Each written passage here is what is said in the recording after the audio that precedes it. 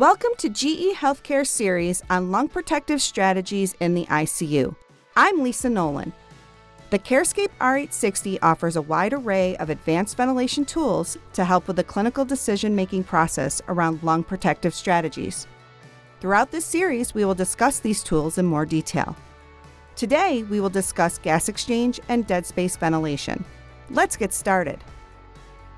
In this series of videos, we have discussed setting optimal PEEP, the measurement of FRC and static compliance, and breath-by-breath measurement of spirodynamics.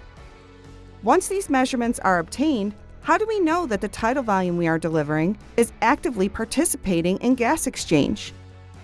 Accounting for the amount of dead space ventilation can give an accurate representation of the tidal volume which is participating in gas exchange. Anatomical dead space is the volume of gas from the conducting airways that does not participate in gas exchange. On average, anatomical dead space is 150 milliliters. It is calculated by dividing the anatomical dead space by the tidal volume.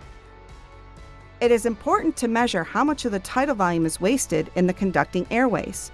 The calculated dead space is multiplied by the patient's minute ventilation. This is commonly referred to as a dead space to tidal volume ratio and accounts for 20 to 30% of a patient's minute ventilation. What happens to gas exchange when the alveoli are overdistended or overventilated?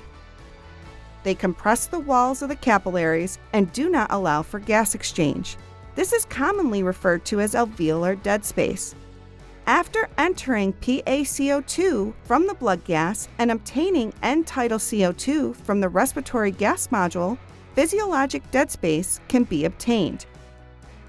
Physiologic dead space is the total amount of wasted ventilation from anatomical and alveolar dead space. The formula uses the Bohr equation. Normal physiologic dead space is 25 to 35% of normal minute ventilation.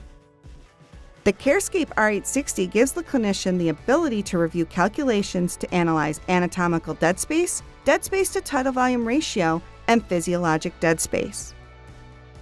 Calculations play an important role in determining dead space and wasted ventilation from overextended alveoli, which help to provide the clinician an additional tool when setting tidal volume and PEEP. I'm Lisa Nolan with GE Healthcare. Please join us next time as we continue our discussion on lung protective strategies in the ICU.